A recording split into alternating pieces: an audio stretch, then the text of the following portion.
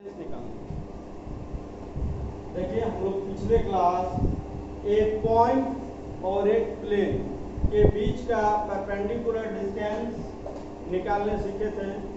दो parallel plane का perpendicular distance निकालने सीखे थे। दोनों का फॉर्मूला हमेशा याद रखना है। हालांकि फॉर्मूला को हम लोग प्रूफ भी किए हैं, लेकिन आप जब बनाने जाइएगा तब तो प्रूफ वहाँ नहीं कर पाइएगा क्योंकि टाइम बहुत कम होता है। इसीलिए थ्री जियोमेट्री का जितना फॉर्मूला है सारे फॉर्मूला को आप एक पेज में लिख लीजिए और उसे याद कीजिए। तो अब हम लोग आज जो पढ़ने वाले हैं बहुत ही इंपॉर्टेंट टॉपिक, जो आप शॉर्टेस्ट डिस्टेंस पढ़े थे स्ट्रेट लाइन में, वो क्वेश्चन हर साल 6 मार्क्स में आता है। यदि किसी साल नहीं आएगा ना तो यहाँ से अभी आज जो लोग पढ़ने वाले हैं उसके जगह इसको भी भर सकता है। इसीलिए इसको भी बहुत अच्छा से पढ़ो और ध्यान से पढ़ो। इन केस यदि शॉर्टेज डिस्टेंस नहीं पूछा तो आने वाला लास्ट 5 साल से तो हमेशा वही पूछ रहा है, तो इधर ध्यान दीजिए। आज हम लोग अभी जो पढ़ने वाले हैं वो क्या चीज है, इमेज और फुट। तो आप लोग फुट और इमेज पढ़ चुके हैं। एक्चुअल में ये एक प्लेन है, लेकिन प्लेन में नहीं पढ़े हैं, स्ट्रेट लाइन में पढ़े हैं।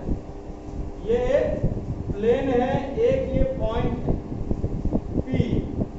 तो इस पॉइंट से जब परपेंडिकुलर एकदम परपेंडिकुलर ड्रॉ होगा इस प्लेन पर, क्या ड्रॉ हुआ है, परपेंडिकुलर। याद रखिए कि यहाँ से यहाँ एंगल कितना है, 90 डिग्री, एकदम परपेंडिकुलर ड्रॉ हुआ है। तो इस सिचुएशन में ये जो पॉइंट है ये n मान लो, तो इस n को हम लोग बोलेंगे root of P in the plane. अब जो भी होगा प्लेन का इक्वेशन, समझे ना, ये होता है फुट, एकदम निचला सतह। अब हम लोग आते हैं इमेज। क्या होगा, इमेज। तो देखिए यहाँ से हम लोग उतने ही डिस्टेंस पर एक पॉइंट, उतने ही डिस्टेंस पर एक परपेंडिकुलर पॉइंट लेंगे, सेम डिस्टेंस होगा परपेंडिकुलर।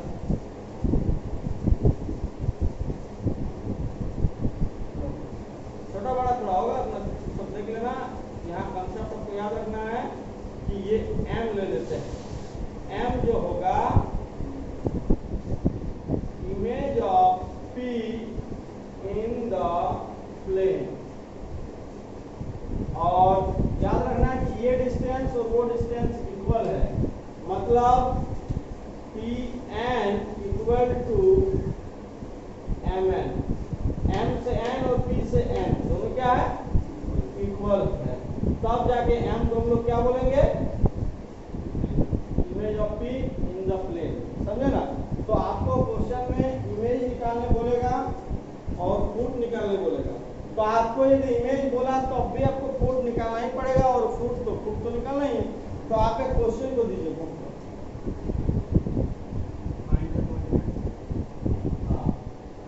क्वेश्चन हम लोग का है find the coordinates of the foot of the perpendicular from the point 2, 3, 7 to the plane dx minus y minus z equal to 7. Also find the length of the perpendicular. Also find the length of the perpendicular. तो length तो हम लोग पहले ही सीखे हुए निकालने के लिए, और जब n निकल ही जाएगा तो ऐसे भी डिस्टेंस फॉर्मूला से हम Pn का डिस्टेंस निकाल सकते हैं। तो एक्चुअल में ये क्वेश्चन में कहना क्या है कि आपको फुट निकालना है। क्या निकालना है, फुट निकालना है।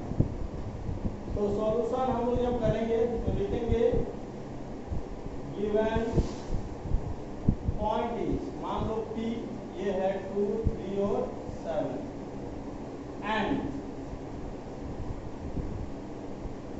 प्लेन इज, प्लेन कितना है 3x minus Y minus Z equal to 7, इसको इक्वेशन 1 मान। तो इसके लिए एक डायग्राम में हम लोग छोटा सा बना ही लेते हैं। ये पॉइंट P है जिसका वैल्यू है 2, 3 और 7, यहाँ से परपेंडिकुलर ड्रॉ किए। ये एक प्लेन है जिसका equation 3x minus Y minus Z है इक्वल टू 7। अब इस पॉइंट का वैल्यू निकालने का टारगेट हमारा था। तो आप समझ रहे हैं कि n यदि फुट है तो Pn क्या है, परपेंडिकुलर है प्लेन का, और प्लेन का परपेंडिकुलर जो है उसका डायरेक्शन रेशियो कौन है 3 माइनस 1 माइनस 1। तो हम लोग Pn का डायरेक्शन रेशियो हम लोग को पता है, Pn का डायरेक्शन रेशियो पता है, P एक पॉइंट पता, तो एक पॉइंट और किसी लाइन का यदि एक पॉइंट और डायरेक्शन रेशियो पता तो उसका इक्वेशन निकाल सकते हैं। तो देखिए हम लोग क्या करते हैं, यहीं पर हम लोग मान लेते हैं कि let n is foot of P in first. इस फर्स्ट मतलब हो गया प्लेन, प्लेन में n जो है वो P का क्या है फुट। तो देयरफॉर Pn जो होगा वो परपेंडिकुलर होगा फर्स्ट प्लेन का, तो देयरफॉर Pn जो होगा वो equal to normal of first होगा, प्लेन का जो नॉर्मल होगा वही Pn होगा। अब इसका डायरेक्शन रेशियो क्या होगा, therefore direction ratios of Pn equal to direction ratios of normal of first. First का नॉर्मल का डायरेक्शन रेशियो जो होगा वही डायरेक्शन रेशियो किसका होगा, Pn का होगा। और फ्रॉम फर्स्ट हम लोग फर्स्ट से देख सकते हैं कि इसका डायरेक्शन रेशियो कितना है 3 माइनस 1 माइनस 1। यहाँ लिख सकते हो यूजिंग इक्वेशन 1, इक्वेशन 1 का यूज से हम लोग को ये मिला, समझा ना। चलिए अब क्या करते हैं, Pn का डायरेक्शन रेशियो और P एक पॉइंट मिल गया, therefore equation of Pn is, तो Pn का इक्वेशन हम लोग को कितना मिलेगा, आप लोग जानते हैं कि x माइनस x1 मतलब जो passing point 2 by 3 equal to y minus y1 by b equal to z minus z1 by c। ये हो गया इक्वेशन ऑफ Pn। Pn का हम लोग को इक्वेशन मिल गया, क्या मिल गया, इक्वेशन मिल गया। आप देखिए इतना इक्वल टू हम लोग लैम्डा मान लेते हैं, सही, इसको इक्वेशन 2। तो हम लोग लिखेंगे कि any point of equation 2 is Q मान लेते हैं 3 lambda plus 2 minus lambda plus 3 minus lambda plus 7। ये क्या हो गया, कोई एक पॉइंट हो गया किसका, एनी पॉइंट मतलब कोई पॉइंट हो गया किसका, इक्वेशन 2 का। मतलब ये जो पॉइंट है वो लैम्डा का कोई वैल्यू रखेंगे तो वो पॉइंट किसका आएगा, इसी का आएगा, समझे ना। तो अब यहाँ पर लैम्डा का कुछ ऐसा जरूर वैल्यू होगा जब Q और N क्या हो जाए, बराबर हो जाएगा, क्योंकि N भी लाइन के ऊपर है। N कहाँ है, लाइन के ऊपर, प्लेन के ऊपर, दोनों के ऊपर है, लेकिन लाइन के ऊपर तो है, और ये लाइन का कोई एक पॉइंट है। तो हम लोग यहाँ लिखेंगे कि for some particular value of lambda Q equal to N, मतलब N भी अब इतना हो जाएगा 3 lambda plus 2 minus lambda plus 3 और माइनस लैम्डा प्लस 7, समझे। मतलब कोई पार्टिकुलर वैल्यू होगा लैम्डा का, वो वैल्यू हम लोग जानते नहीं है, लेकिन कोई वो वैल्यू होगा जिसके कारण Q और N क्या होगा, इक्वल। यदि Q और N इक्वल होगा मतलब N यदि यही होगा तो लैम्डा का वैल्यू हम लोग कैसे निकालेंगे, क्योंकि N यदि ये होगा तो N प्लेन का इक्वेशन को सेटिस्फाई करेगा, क्या करेगा, प्लेन का इक्वेशन को सेटिस्फाई करेगा। ध्यान देंगे कि चूंकि N लाइज इन इक्वेशन 1, क्योंकि अब प्लेन में लाई करता है, तो देयरफॉर क्या हो जाएगा 3x, तो 3 और x के जगह क्या 3 लैम्डा प्लस 2 फिर माइनस y, तो माइनस लैम्डा प्लस 3 फिर माइनस z, तो माइनस लैम्डा प्लस 7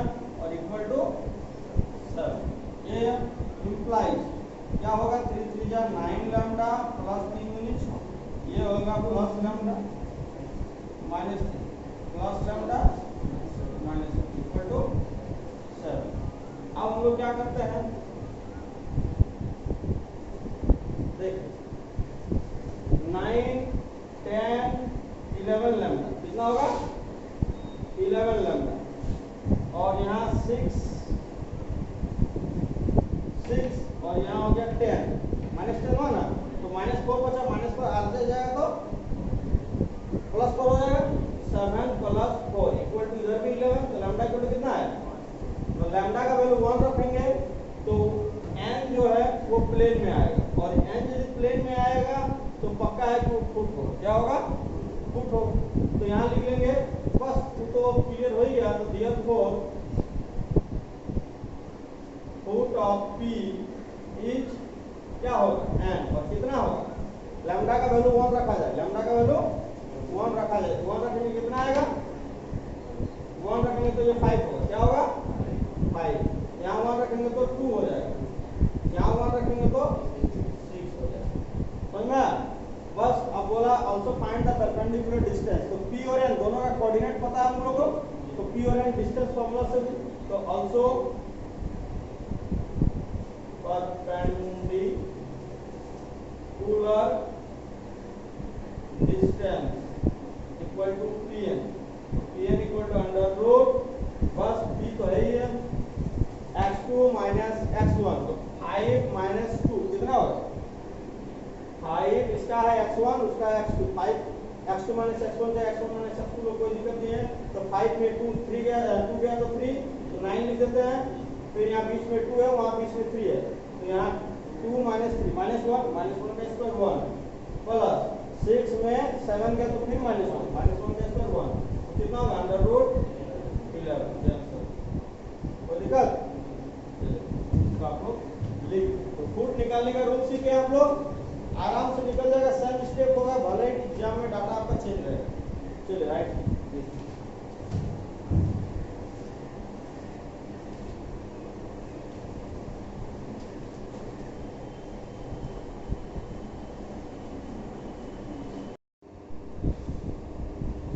देखिए अभी हम लोग जैसे फुट निकाले उसी तरह से हम लोग इमेज का क्वेश्चन भी बनाएंगे। बोल रहा find the image of the point 0 0 0 means origin in the plane O, मतलब ये जो P है एक पॉइंट है, या फिर इसका तो स्पेशल नाम O दे ही दिया है, जिसका कोऑर्डिनेट वैल्यू 0 0 0 है, और ये एक प्लेन है जिसका इक्वेशन 3x + 4y - 6z + 1 = 0 है, और यहाँ से यहाँ परपेंडिकुलर डिस्टेंस, यहाँ से यहाँ क्या है परपेंडिकुलर डिस्टेंस, और इस n को हम लोग फुट मानते हैं, और उतने ही दूरी पर एक और पॉइंट m लेते हैं जो क्या है O का इमेज है। नहीं देखते मिरर, आप मिरर में कभी आईना में आके देखते हैं, खड़ा होते हैं, तो आप जितना दूरी पर है मिरर के पीछे उतने ही दूरी पर आपका इमेज तैयार होता है। तो ये अभी मिरर है, तो O से मिरर में जब देखेगा तो उसको क्या मिलेगा, उतने ही दूरी पर इसका इमेज मिलेगा। तो हम लोग को टारगेट है m को निकालना, क्या टारगेट है m को, लेकिन बिना n का निकाले हुए इमेज का पॉसिबल नहीं।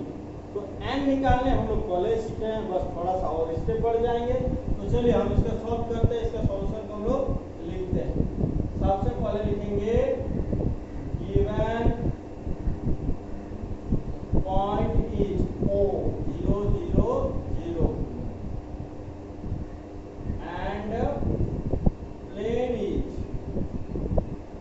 3x + 4y - 6z + 1 = 0, इसको इक्वेशन 1 मानते हैं।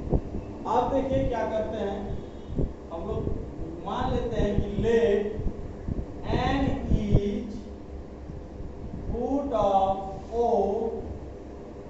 In first.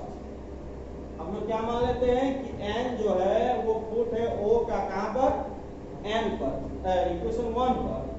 तो therefore ON क्या होगा, फुट से यदि O को मिलाएंगे तो वो हमेशा क्या होगा परपेंडिकुलर होगा फर्स्ट का। तो देयरफॉर ON को हम लोग कह सकते हैं normal of plane, normal of first, normal of first. तो therefore direction ratios of ON ये इक्वल होगा direction ratios of normal of first. First का नॉर्मल का जो डायरेक्शन रेशियो होगा वही डायरेक्शन रेशियो किसका होगा, ON का। अब direction ratios of normal of first जो है वो है 3, 4, -6। क्या है, 3, 4 और -6। और वही डायरेक्शन रेशियो किसका हो गया, ON का। ON का डायरेक्शन रेशियो अब यहाँ पर लिखेंगे। तो therefore equation of ON is, ON का इक्वेशन क्या हो जाएगा, x माइनस x1, वो तो 0 है, वो क्या है 0 है, और y में 3, y minus y1 by 4, z minus z1, sorry z minus z1 में 6 बाई, तो z माइनस z1 वो भी 0 होगा और यहाँ पर 6 हो जाएगा, -6। क्या होगा, -6। ये हो गया ON का इक्वेशन। और कितना इक्वल टू लैम्डा मान लो, इक्वेशन 2 मान लो। अब यहाँ लिखेंगे any point of equation 2 is, generalize इसको Q मानते हैं और इसको 3 लैम्डा, 4 लैम्डा, ये भी 0 था ना, तो ये भी 0 होगा और ये -6 लैम्डा होगा। कितना होगा, -6 लैम्डा। ये हो गया any point of second, any point of second है जितना। अब यही पॉइंट सेकंड का जब ये पॉइंट है और n भी सेकंड का पॉइंट है, तो लैम्डा का कोई वैल्यू मिलेगा जिसमें Q और n क्या होगा, इक्वल होगा। तो यहाँ लिखेंगे कि for some particular value of lambda Q equal to n, और वो भी 3 लैम्डा, 4 लैम्डा और -6 लैम्डा। अब यहाँ लिखेंगे कि चूंकि n लाइज इन फर्स्ट, क्योंकि n लाइज करता है फर्स्ट प्लेन पर, तो देयरफॉर ये क्या करेगा, n को सेटिस्फाई करेगा। तो यहाँ पर रखेंगे 3x, तो x के जगह n में क्या है 3 लैम्डा, फिर है प्लस 4y, तो यहाँ पर क्या है 4 लैम्डा, फिर क्या है -6z, z की जगह -6 lambda plus 1 equal to 0, implies 3 3 जा 9 लैम्डा प्लस 4 4 जा 16 लैम्डा और माइनस प्लस 36 लैम्डा और प्लस 1 का आंसर -1। ये कितना हो जाएगा 9, कितना हो जा रहा है जी 61। तो लैम्डा इक्वल टू -1/61, 9 लैम्डा और ये 25 हो गया और ये 61 हो गया। ठीक है, तो इस लैम्डा का वैल्यू के कारण, इस लैम्डा का वैल्यू के कारण ये n जो होगा वो क्या होगा, फुट होगा। क्या होगा, फुट ऑफ O होगा। अब यहाँ पर हम लोग लिखते हैं, तो therefore foot of O equal to n, और वो कितना होगा 3/61, 3 नहीं -3, ये -4/61 और ये 6/61, ये हो गया फुट। अब हम लोग मानते हैं कि लेट m को alpha beta gamma is image of O in first equation पे ये m क्या है, O का इमेज, m क्या है, O का इमेज है। तो देयरफॉर n क्या हो जाएगा, n is mid point of OM, O से m को मिलाएंगे तो n क्या हो जाएगा, मिड पॉइंट। यहाँ लिख दे सकते हो कि चूंकि n इज फुट, क्योंकि n is foot, n foot है, इसीलिए n को हम लोग को मिड पॉइंट लेना पड़ा। क्या लेना पड़ा, मिड पॉइंट लेना पड़ा। तो इंप्लाइज क्या होगा, मिड पॉइंट जो होता है, तो n का कोऑर्डिनेट तो हमको पता है -3/61 और -4/61 और 6/61 n। और OM का मिड पॉइंट कैसे निकलेगा, m तो आप मान चुके हैं अल्फा बीटा और गामा। तो आप जानते हैं इतना प्लस इतना बाई 2, तो सीधे अल्फा बाई 2, बीटा बाई 2 और गामा बाई 2। क्यों? क्योंकि वो प्लस x1 प्लस x2 जो है वो 0 है। चलिए, तो देयरफॉर अल्फा इक्वल टू कितना आएगा, 2 से इंटू कर दो -6/61, बीटा कर दो -8/61 और गामा कर दो 12/61। हो गया। तो देयरफॉर m -6/61 -8/61 और ये 12/61 is image of O in first। ये O image of O in first answer. चलिए लिखिए।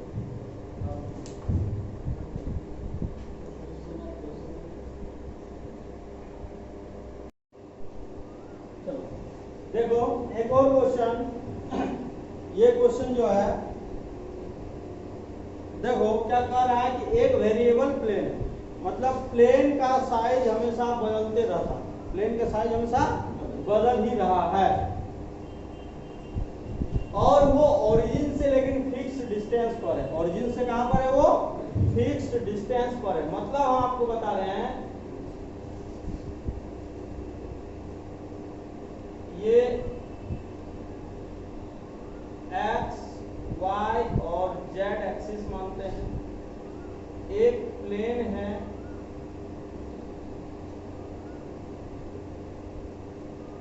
देखिए ये A है, ये B है, ये C है। ये ट्रायंगल है। क्या है ये? ट्रायंगल। दिख रहा है आप लोगों को? ट्रायंगल। देखिए ये ओरिजिन है, ये क्या है? कैसा रखा हुआ? देखिए ये तीनों एक दीवार, मतलब 3 दीवार का कोना है, कोना में इस तरह से प्लेन पर रखा हुआ है। महसूस हो रहा है? देखिए अब ये जो ट्रायंगल ABC है ये बढ़ रहा है, तो बढ़ रहा है लेकिन इसका ओरिजिन से डिस्टेंस क्या है? कांस्टेंट है। क्या है? कांस्टेंट है।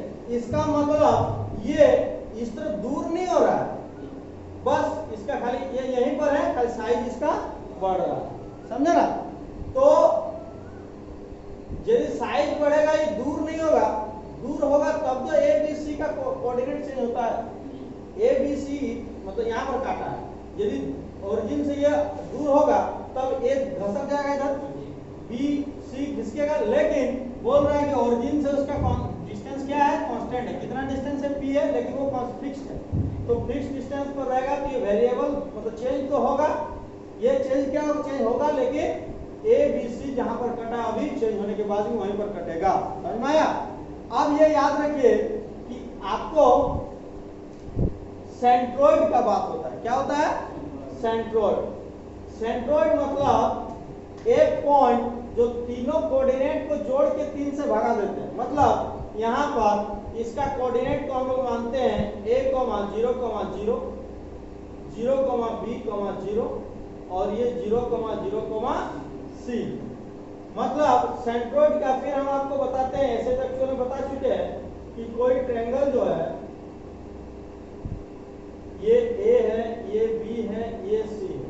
यदि इस पॉइंट का नाम है x1, y1 और z1, इसका नाम है x2, y2 और z2, इसका नाम है x3, y3 और z3, तब इसका सेंट्रोइड को G से सूचित किया जाता है और ये x1 plus y1 plus z1 by 3, फिर x2 plus y2 plus z2 by 3 और फिर x3 plus y3 plus z3 by 3। तो आप ध्यान दीजिए कि जब ये बढ़ेगा तो ये क्या होगा? ये बदलते रहेगा। ये G क्या है? ये बढ़ गया, ये इधर हो गया, ये उधर हो गया, ये बढ़ गया, तो इस G क्या होगा? यहीं पर रहेगा, बदल जाएगा क्योंकि ये सब वैल्यू क्या हो जाएगा। और कोई भी एक कोऑर्डिनेट होगा उसमें 1, 2, 3 पूरा ग्राफ पेपर में एक ही जगह होता है, तीनों जगह थोड़ी होगा। ये कहीं कहीं जहां भी होगा, एक पॉइंट यदि आप चेंज किए तो उसको कहीं ना कहीं इसको क्या करना पड़ेगा? घसकाना पड़ेगा हम लोग। तो आप देखिए कि A, B और C यदि बढ़ेगा तो ये हमारा चेंज होते जाएगा, चेंज होगा, अभी यहाँ है, कुछ देर बाद यहाँ होगा, कुछ देर बाद यहाँ होगा, कुछ देर बाद यहाँ होगा, इस तरह ये बढ़ते बढ़ते अपना डायरेक्शन को चेंज करते जाएगा, भले जिस जैसा हो। तो ये जो सारा पॉइंट है, ये सारा पॉइंट क्या बना रहा है, एक रास्ता बना रहा है, क्या बना रहा है, रास्ता बना रहा है, और इस रास्ता को हम लोग बोलते हैं लोकस, क्या बोलते हैं, लोकस। तो इस क्वेश्चन का कहना है कि ये जो रास्ता बना, जैसे हम लोग स्ट्रेट लाइन उसका इक्वेशन निकालें, प्लेन का इक्वेशन निकालें, 11 क्लास में सर्कल का इक्वेशन निकालें, पैराबोला, हाइपरबोला सबका इक्वेशन निकाले थे। तो इसी तरह ये भी एक रास्ता है, उस रास्ता का इक्वेशन क्या होगा, और ये बोला है कि प्रूव कीजिए कि इतना ही होगा, कितना होगा, इतना होगा। मतलब एक्स वाई जेड क्या है, जनरल पॉइंट है उस रास्ता का, जहां से जहां जी क्या हो रहा है, जा रहा है, जी उस रास्ता से गुजर रहा है, जी क्या हो रहा है, उस रास्ता से गुजर रहा है। तो देखिए हम लोग इसको कैसे सॉल्व करते हैं। सॉल्यूशन में सबसे पहले हम लोग मान लेते हैं कि let triangle ABC meets, triangle ABC meets axis at A point को मानते हैं A0 0, B पॉइंट को मानते हैं 0 B 0 एंड C पॉइंट को मानते हैं 0 0 C। समझे, क्योंकि वो x axis y axis z axis को यदि उस पॉइंट पर मिलेगा तो x एक्सिस को कटेगा तो y और z तो 0 लेना ही पड़ेगा, भले ही आप यहाँ पर a की जगह दूसरा कुछ लीजिए, उससे कोई अंतर नहीं होता। तो यहाँ a क्या है, अभी भी अनजान है, और p मानेंगे तब भी अनजाने रहेगा। तो देखिए आप, तो देयरफॉर हम लोग इक्वेशन ऑफ ट्रायंगल ABC लिख सकते हैं, इक्वेशन, क्योंकि एक हम लोग इंटरसेप्ट फॉर्म पढ़े थे, क्या पढ़े थे, यदि किसी एक्सिस को a b c पर काटेगा तो उसका इक्वेशन जो होगा x by a plus y by b plus z by c equal to 1। कोई दिक्कत? और इसको हम लोग ऐसा भी लिख सकते हैं x by a plus y by b plus z by c और -1 इक्वल टू 0, इसको इक्वेशन 1 में। अब कह रहा है कि अकॉर्डिंग टू क्वेश्चन कि जो प्लेन ABC है उसका और ओरिजिन का डिस्टेंस कितना है, फ्रॉम द ओरिजिन कितना है डिस्टेंस, p है। तो according to question distance between equation 1 and origin ये इक्वल टू कितना है, स्मॉल p के बराबर है, किसके बराबर है, स्मॉल p के बराबर है। तो हम लोग डिस्टेंस फार्मूला पढ़े थे, याद करो, एक पॉइंट, डिस्टेंस फार्मूला नाम नहीं है, एक पॉइंट और एक प्लेन के बीच का डिस्टेंस कैसे निकालते थे, x के जगह वो पॉइंट का वैल्यू, तो क्या हो जाएगा 0 by a plus 0 by b plus 0 by c minus 1, और y में अंडर रूट x के गुना में कौन है, 1 by a का स्क्वायर प्लस 1 by b का स्क्वायर प्लस 1 by c का स्क्वायर, और इक्वल टू क्या है, स्मॉल p। तो ये 0 ये 0 ये 0, ऊपर में -1, तो मोड है तो +1 हो जाएगा वो, तो ऊपर बचा मेरा +1, और डिवाइड में हम लोग को क्या बचा, under root 1 by a square plus 1 by b square plus 1 by c square equal to p। अब इसको जब हम क्रॉस मल्टीप्लाई करेंगे p को इधर और इसको उधर, तो हम लोग को क्या दिखेगा, 1 by p दिखेगा, और उधर क्या दिखेगा, under root 1 by a square plus 1 by b square plus 1 by c square. अब इसको क्या करते हैं हम लोग, स्क्वायरिंग करते हैं, क्या करते हैं, स्क्वायरिंग, मतलब स्क्वायर करके हम लोग रूट को हटाते हैं, स्क्वायर करके हम लोग क्या करेंगे, रूट को हटाएंगे, तो उधर हो जाएगा मेरा 1 by p स्क्वायर और equal to 1 by a square plus 1 by b square plus 1 by c square. तो इसको हम लोग एक समीकरण मानते हैं, इक्वेशन 2 मानते हैं, कोई दिक्कत? अब देखिए हम लोग मानते हैं कि लेट, देखो late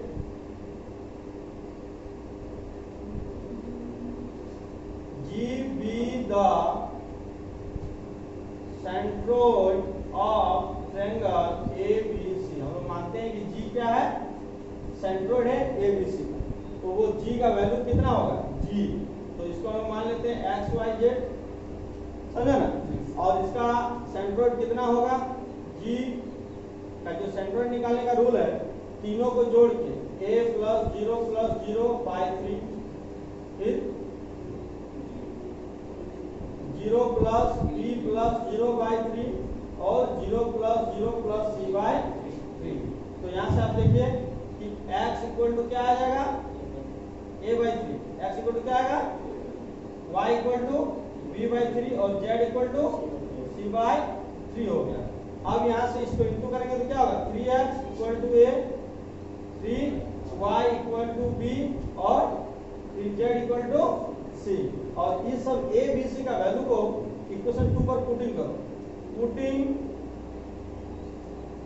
value of a b c in equation 2 we get, equation 2 पे हम लोग पुट करेंगे तो देखिए 1 by P square equal to 1 by a का वैल्यू कितना है 3x, तो क्या हो जाएगा, स्क्वायर करेंगे 9x square plus 1 by 9y square plus 1 by 9z square.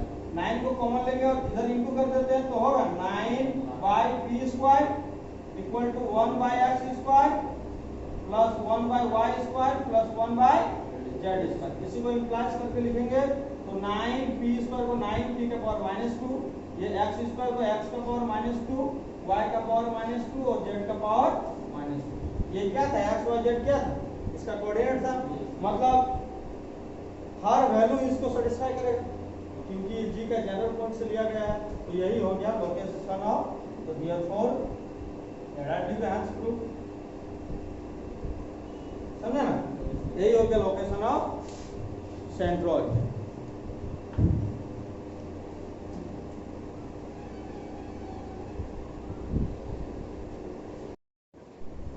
देखिए ये हम लोग का एक क्वेश्चन है, क्या कह रहा है कि find the distance of the point. ये एक पॉइंट है P, इसका वैल्यू है 0 -3 2 और ये एक प्लेन है,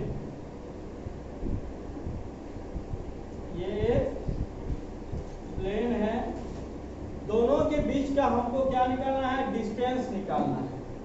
लेकिन कह रहा है कि आपको जो मेजर करना है इसी लाइन का पैरेलल करना है, मतलब ये लाइन कहीं होगा, कैसे भी होगा, मान लो कि वो लाइन जो है, थोड़ा और आगे बढ़ाते हैं, ये जो हाँ ये जो पॉइंट है और वो जो लाइन दिया हुआ, लाइन कहीं होगा, मान लेते हैं कि वो इस तरह से, वो लाइन जो है इस तरह से इससे गुजर गया, इस तरह। ये लाइन का मतलब हुआ ये इक्वेशन का ग्राफ, ये। तो देखिए हम यदि इस तरह से नापेंगे, देखिएगा ध्यान से कि इसको यदि हम लोग इस तरह से सीधा खींचेंगे तो इसका पैरेलल होगा, वो लाइन तो नहीं होगा।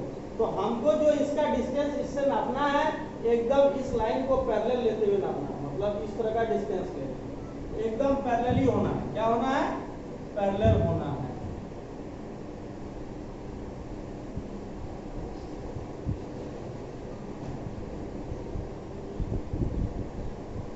ये समझ में आया, फिर से समझ लें। देखिए हम बोलेंगे यहाँ से बोर्ड का इस कोना से उस कोना तो नापिए, तो आप यहाँ एक रस्सी का किनारा रखिएगा और एक यहाँ रखिएगा, डिस्टेंस नापिएगा। तो वैसा हम जब बोलेंगे ऊपर का पैरेलल नापिए, तब तो आपको क्या लेना पड़ेगा, ऊपर का पैरेलल मतलब यहाँ रखिए तो एकदम सीधा होना पड़ेगा और यहाँ जाके यहाँ रस्सी का दूसरा भाग रखना पड़ेगा, समझे ना। तो ये कह रहा है कि जो हम लोग को नापना है इसी लाइन का पैरेलल नापना, मतलब ये लाइन जिधर जिधर गया है आपका दूरी भी उधर उधर से ही नापना है, समझे कि नहीं। तो चलिए यहाँ पर हम लोग का परपेंडिकुलर डिस्टेंस नहीं है, परपेंडिकुलर डिस्टेंस नहीं होगा सीधा शॉर्टकट, लेकिन हम लोग को शॉर्टकट नहीं बोला बल्कि इस लाइन का पैरेलल बोला, इस लाइन का पैरेलल बोला, मतलब ये जो लाइन है इसी का पैरेलल है, इसको हम लोग n मान लेते हैं। क्या मान लेते हैं, n। तो देखिए कैसे हम लोग इसको निकालते हैं, फिगर भी जोड़िए इसमें। सॉल्यूशन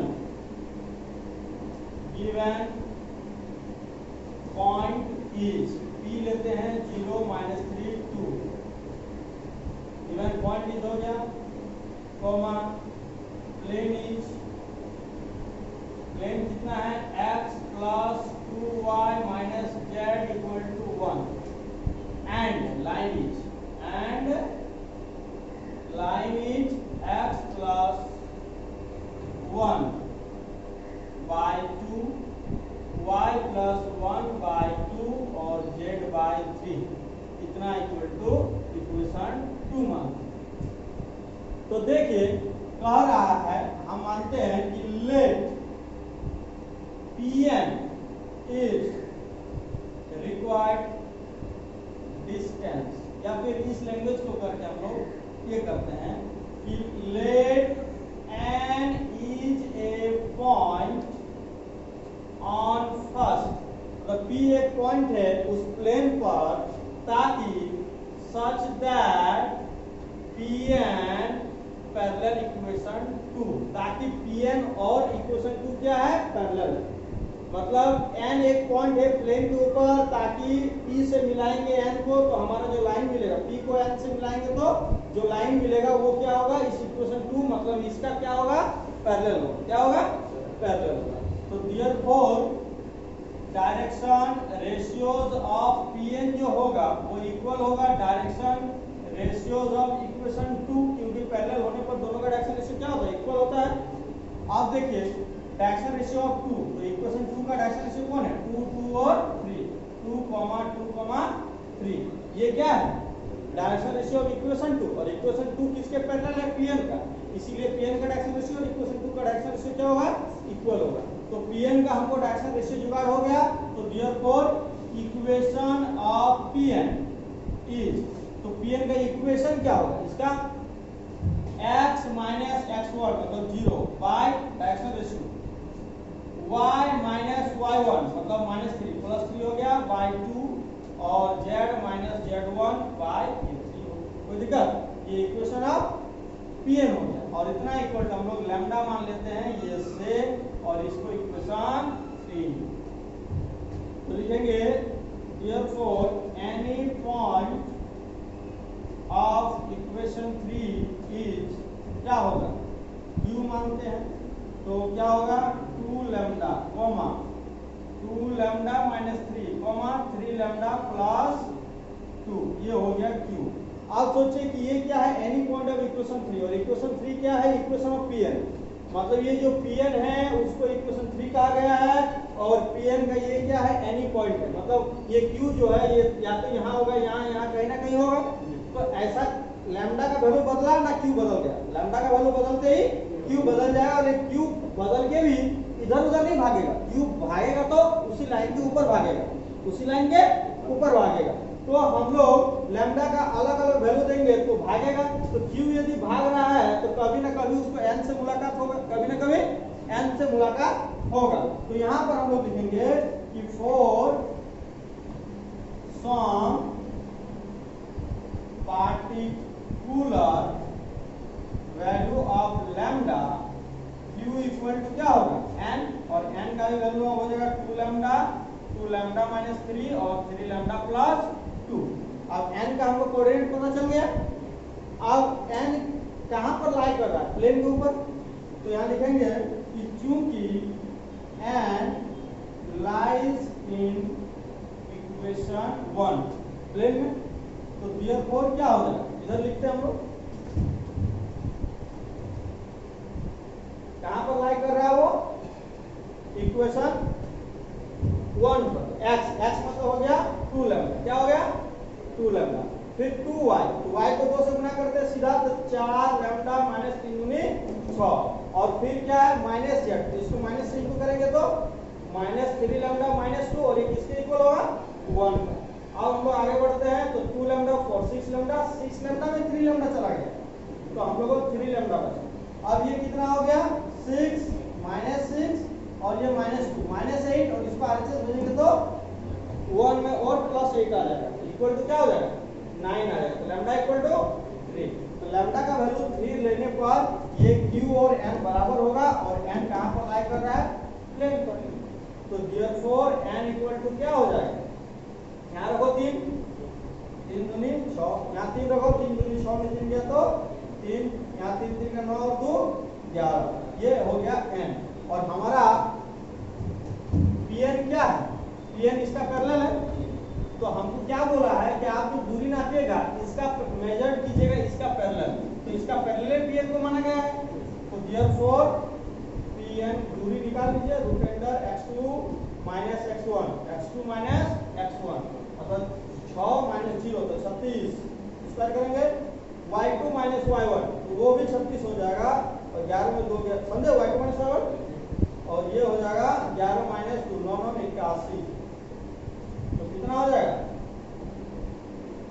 6 6 12 1 13 के 3 हाथ में रहा 1 कितना हो गया 8 और ये 6 14 1 15 153 यूनिट आंसर, समझे, राइट।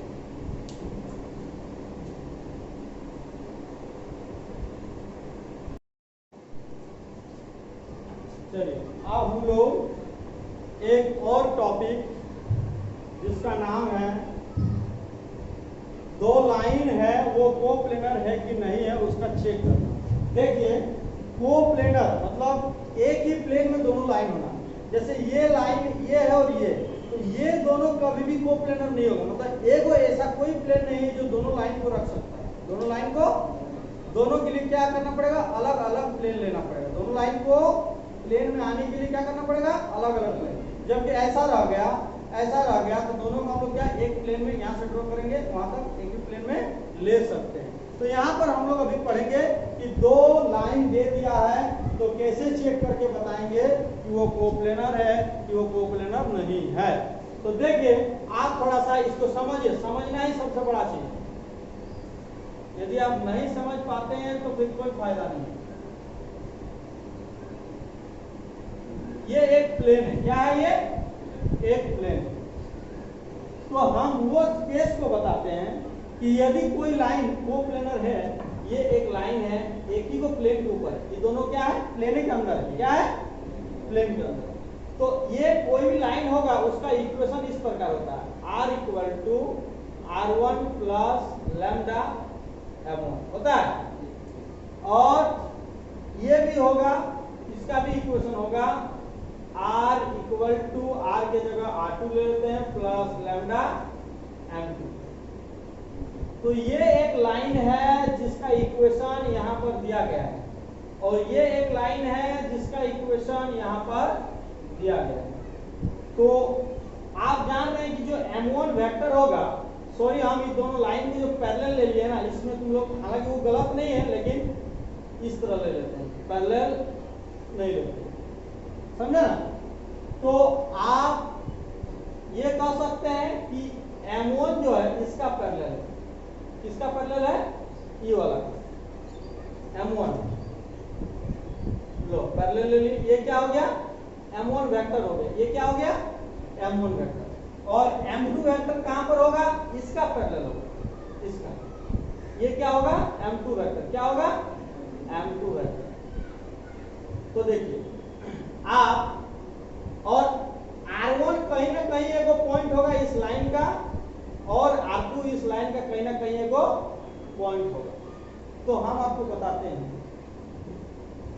कि m1 और m2 देखिए ये सब जाएगा, जब डॉट डॉट डॉट आगे जाएगा वेक्टर तो कहीं ना कहीं कटेगा एक दूसरे को। दोनों वेक्टर का यदि क्रॉस करेंगे तो ये क्या देगा, एक परपेंडिकुलर लाइन देगा। दो वेक्टर का क्रॉस का दिशा किधर होता है, उस दोनों के परपेंडिकुलर दिशा, दोनों के परपेंडिकुलर के दिशा में। जैसे हम आपको बताते हैं, जैसे देखिए हम लोग के पास तीन मार्कर है, एक ब्लैक है, ब्लू है और रेड है। तो यदि हम लोग देखिए इस तरह का सजावट रहता है, यदि हम लोग रेड कलर का और ब्लू कलर का क्रॉस करेंगे तो हमारा ब्लैक कलर का मार्कर मिलेगा। दो वेक्टर का क्रॉस प्रोडक्ट क्या होता है, तीसरा के मतलब दोनों का क्रॉस प्रोडक्ट इस दोनों का परपेंडिकुलर होता है। इसका डॉट इससे करो चाहे इसका डॉट इससे करो, हमेशा जीरो मिलता है। याद है, वेरीफाई किए थे हम लोग डॉट प्रोडक्ट जब पढ़ रहे थे वेक्टर का। तो चलिए हम लोग याद रखिए, और जब r1 और r2 को मिलाएंगे, r1 और r2 को मिलाएंगे तो ये दोनों पॉइंट क्या है, प्लेन के अंदर है। ये दोनों पॉइंट कहाँ है, प्लेन में ही है। तो दो गो पॉइंट से मिलने वाला लाइन हमेशा प्लेन के ही ऊपर ही होगा।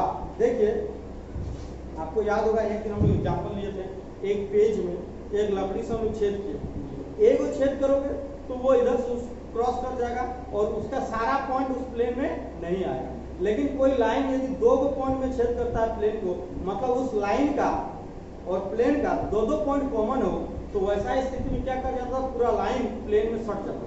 पूरा लाइन कहाँ पर सट जाता था, प्लेन में सट जाता था। तो इसका मतलब ये जो लाइन है R2 माइनस R1, मतलब ये, इसको हम लोग कुछ नाम देते हैं, P नाम देते हैं, इसको Q नाम देते हैं।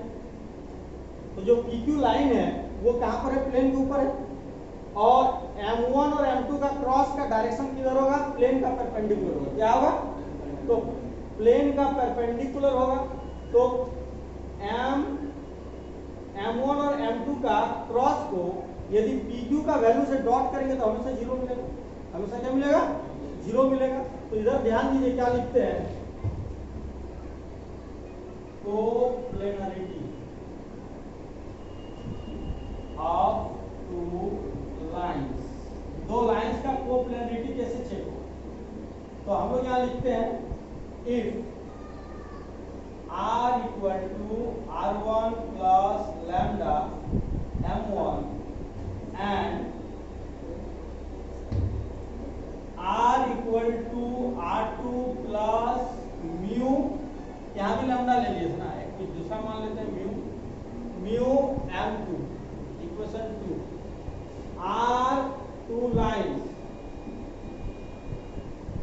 then equation 1 and 2 are said to be coplanar if क्या होगा, R2 माइनस R1 का वैल्यू को डॉट करेंगे M1 क्रॉस M2 से, तो हमको क्या मिलेगा, जीरो मिलेगा। क्या मिलेगा, जीरो मिलेगा।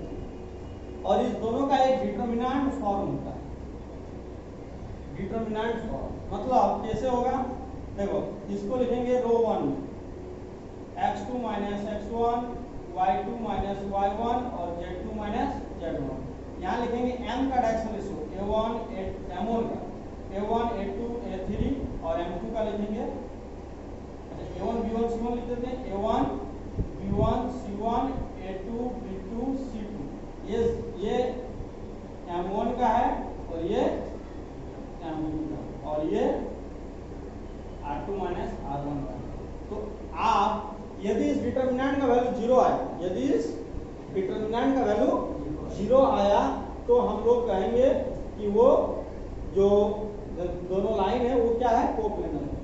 या फिर ये वैल्यू निकालो, एक ही चीज है, डिटरमिनेंट निकालो चाहे वो निकालो, समझे ना। तो डिटरमिनेंट मुश्किल है, ऐसे ही निकालो, समझे ना। ये कोप्लेनर का चेक होता है। और सोचिए कि यदि कहीं एक हम लोग दूसरा पॉइंट ले लिए R, तो उसको यदि हम इस Q से मिलाएं चाहे उससे मिलाएं, तो वो लाइन भी क्या होगा, इस प्लेन में ही होगा ना। तो जितना पॉइंट R मतलब कहीं भी रहे, इस कहीं भी R को हम जनरल मान लेते हैं, x y z क्या मान लेते हैं, तो R को हम P से मिलाएं चाहे R को Q से मिलाएं, R के लिए भी ये कंडीशन होगा।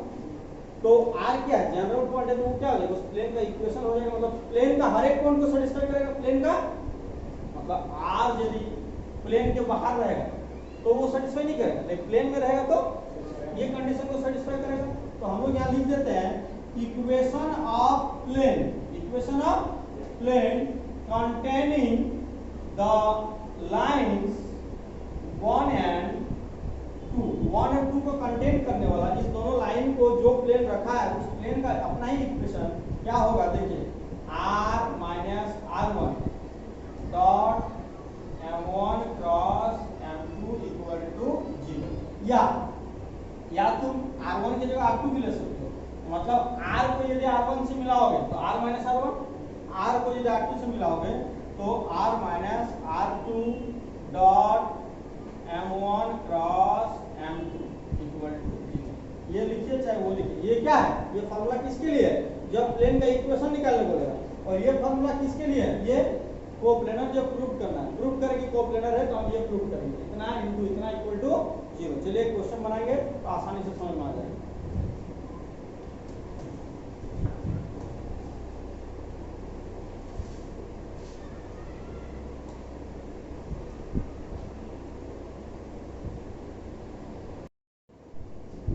चलिए देखिए,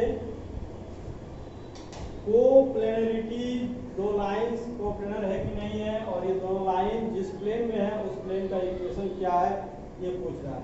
तो अभी जस्ट हम लोग कंडीशंस पढ़े हैं, तो सॉल्यूशन में सबसे पहले लिखेंगे गिवन लाइंस आर, एक है r equal to 2j minus 3k plus lambda i plus 2j plus 3k, इसको इक्वेशन 1, एंड दूसरा है r equal to 2i plus 6j plus 3k plus mu 2i plus 3j plus 4k, ये equation 2।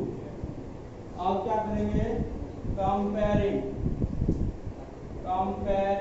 Equation 1 and 2 with standard equations r equal to r1 plus lambda m1 and r equal to r2 plus mu m2 respectively. मतलब दोनों equation को इस दोनों standard equation से compare कर रहे हैं, मतलब फर्स्ट को फर्स्ट के साथ, सेकंड को सेकंड के साथ। वी गेट, हम लोग को मिलेगा r1 की जगह क्या है जी, 2j माइनस 3k, r2 की जगह 2i plus 6j plus 3k, m1 की जगह क्या है i plus 2j plus 3k, और m2 की जगह 2i plus 3j plus 4k। समझ रहे हैं ना, ये r1 m1 r2 m2, समझ में आया? चलिए तो हम लोग लिखेंगे, तो therefore जुगाड़ में करिए लेते हैं r2 minus r1, r2 minus r1, तो 2i में इधर i है ही नहीं तो 2i ही रहेगा, r2 माइनस r1, तो j में यहाँ 6j है, यहाँ 2j घटेगा तो 4j, और यहाँ 3j, ये माइनस प्लस हो जाएगा तो प्लस 6k हो जाएगा, कितना हो जाएगा 6k। फिर हम लोग यहाँ पर कोमा लेके निकाल लेते हैं m1 cross m2, m1 cross m2 कैसे होगा, याद है ना, क्रॉस प्रोडक्ट कैसे निकाल देते हैं, i j के m1 का वैल्यू 1 2 3, क्या तो उसके बाद 2 3 4, कितना हो जाएगा,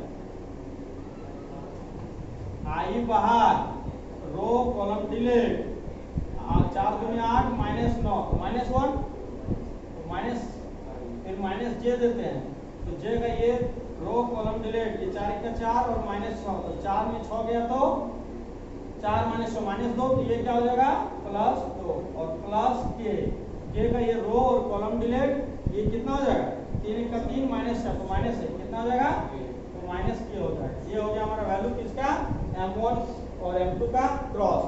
तो अब हम लोग क्या करेंगे कि if 1 and 2 are coplanar, then we must have r2 minus r1 dot m1 cross m2 equal to 0।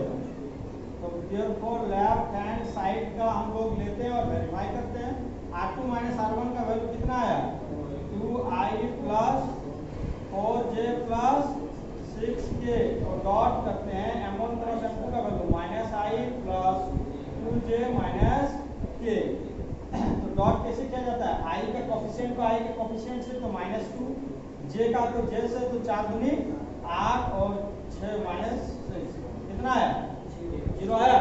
तो therefore first and second are coplanar, hence proof, ये प्रूफ हो गया कि ये दोनों कोप्लेनर है। उसके बाद ये और एक कंडीशन निकाला है कि आप ये भी बताइए कि ये जो प्लेन्स है, ये दोनों लाइन जिस प्लेन में उसका इक्वेशन क्या होगा, तो हम लोग उसके इक्वेशन के लिए यहाँ पर हम तुम लोग को also equation containing them is क्या होगा, आर माइनस ए को कुछ ले लो, R minus R one dot m1 cross m2 equal to 0। यही उसका इक्वेशन हो गया। सारा वैल्यू को बैठा दो और तो देखिए, तो डॉट वेक्टर इक्वेशन या कार्टेशियन इक्वेशन कोई है वो निकाल दो। आर इसको यहाँ इनटू करेंगे तो डॉट m1 क्रॉस m2 फिर माइनस, फिर इसको इससे डॉट करेंगे तो r1 dot m1 cross m2 equal to 0। तो r ठीक है डॉट m1 क्रॉस m2, तो m1 क्रॉस m2 का वैल्यू क्या है, माइनस आई प्लस 2j माइनस k और माइनस r1 को इससे डॉट करो तो r1 क्या है, r1 यहाँ पर है कितना है r1 2j माइनस 3k और डॉट करेंगे m1 क्रॉस m2 से तो माइनस आई प्लस j माइनस k यहाँ 2k कितना इक्वल टू 0। क्या होगा r डॉट माइनस आई प्लस 2j माइनस k और माइनस j को j के साथ तो दो नहीं 4 होगा और k को k के साथ तो प्लस 3 होगा इक्वल टू 0। इस हाथ हो गया तो r डॉट माइनस आई प्लस 2j और माइनस k इक्वल टू 7। ये हो गया प्लेन का इक्वेशन। याद है ना, प्लेन का इक्वेशन इस तरह होता था r डॉट n इक्वल टू q। यदि इसको कार्टेशियन में बदलना तो r की जगह क्या ले लेंगे, लिख लो in Cartesian form, Cartesian form r की जगह ही माइनस x हो जाएगा प्लस 2y हो जाएगा और माइनस z हो जाएगा इक्वल टू 7 हो जाएगा। हाँ समझे ना। तो दो लाइन को प्लेनर है कि नहीं उसको प्रूव किए और उस दोनों जिस प्लेन में है उसका इक्वेशन इस तरह से निकाले और यही सारा क्वेश्चन है। पूरा एक्सरसाइज में यही क्वेश्चन है।